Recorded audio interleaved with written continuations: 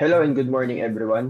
We are the students of BSTM 2A from University of Rizal System Angono, and we are here along with our participant to be interviewed. But first, let's introduce ourselves to everyone. My name is Adrian Manuel de Guzman Castro. Good evening, everyone. I'm Lorica Marcelo. I'm Shane L. Asuncion. I'm Midea Maramiel Purnias. And I'm Sherry Marie Pilinski. Alright, please allow me to share the purpose of this interview is to explore the impacts of gender stratification when it comes to education. Are you ready to begin with the questions, Ms. Lorraine? Yes, go ahead. Let's start with the first question. But allow me to introduce myself too. I'm a fourth-year student of journalism, but I'm already working as a graphic designer and a freelance social media manager. So, as a part of the LGBTQIA+ community, as an asexual person and as a proud woman myself, I feel like I am very suitable for your interview tonight. So let's do it. So, Ms. Lorraine, for the first question is, how has gender social stratification impacted your opportunities, education, or leadership?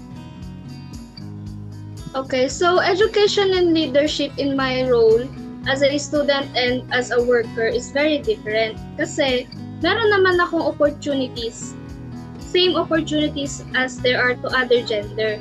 But we differ kung paano namin siya piniperceive. Kasi sa aming mga babae is privileged na yung magkaroon pala ng opportunity. Unlike sa mga ibang gender na especially kapag male dominant yung field, parang normal lang sa kanila na mabigyan sila ng opportunity. So, yung pa lang sa kung paano namin tanggapin yung opportunity na binigay sa amin, dun pa lang is ibang-iba na talaga.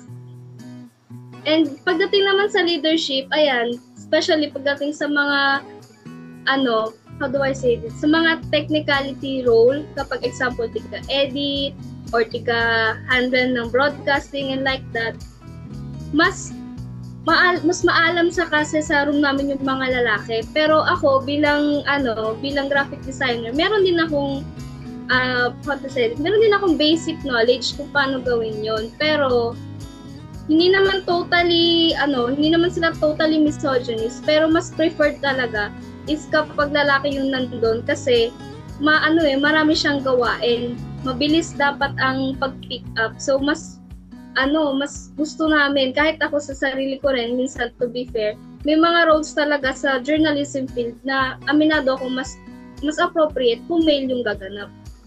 So, dun pa lang sa education and yun nga sa leadership, nakikita na natin na hindi talaga totally pantay-pantay. That's it. Thank you, Ms. Lorraine. So, once again, good day, Ms. Lorraine. I am Shane Asuncion and I will be asking you a second question. So, the question is, why do women tend to earn lower salaries than men in similar positions, and what are the long-term effects on their financial stability? Okay, so do I get it clear? You're asking about why do we have different salaries when we have the same positions? Yes. Yes. Actually, nag-i-start yan sa interview pa lang.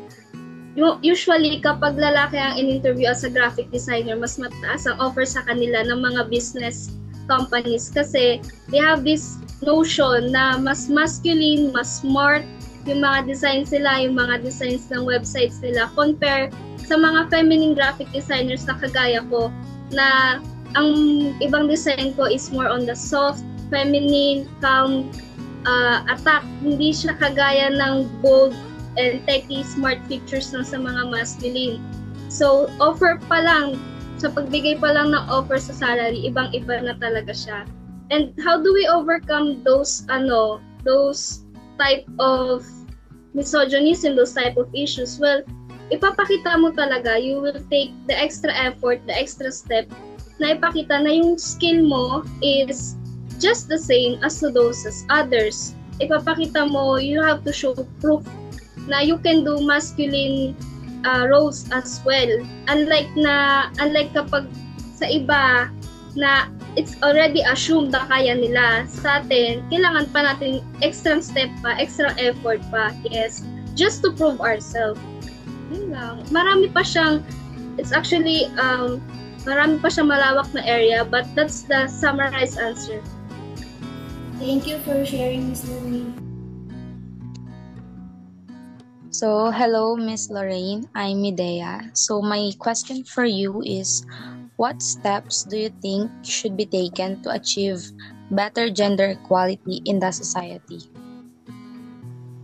What steps should be taken to the gender?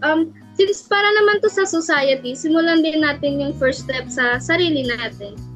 Itanggalin na natin yung mga mga stereotype na yan sa sarili pa lang natin, kasi before tayo mag-ask sa government or mag-ask sa ibang tao, make sure natin na kaya din natin. So, example, pagdating sa education, tanggalin mo na agad yung pag-glorify mo or pag-glorify natin, minsan ako rin na, ay wow, babae siya pero nakapasok siya sa ganitong course, na ay wow, lalaki siya pero ganito yung tinake niya. Yung mga simpleng ganong judgments lang, is tanggalin na natin, and that's really the first step to everything. Okay, thank you, Miss Lorraine. Hello, Miss Lorraine. I'm Sherry Mariti Leasing, and this is your second to last question. What are the obstacles that prevent women from reaching equal representation in education, particularly in male-dominant industries? What message should I give? Pinaka magandang message dyan is, it's hard but it's not impossible. Lalo na sa mga male-dominant fields. Talagang mahirap at talagang marami kang extra efforts na gagawin kumpara sa ibang genders. But it's not impossible. So, we will take that, we will do those process step by step, and we will achieve yung equality na inaasam natin. Okay, for our last question, what message would you give to students who suffers the same gender issues? What message is kapit lang, padayon. Kasi wala naman na tayo man talagang choice kung hindi tatagan lang yung sarili natin. Kasi kung talagang dedicated ka, and yun talaga yung goal mo, you have a plan, kahit ano pang i-throw na barricade sa'yo or challenges sa'yo, as long as you set your mind to it, it's not impossible. It will be hard. It will be super hard, extra hard, unfair talaga, pero kayang-kaya mo yan basta you put your mind to it.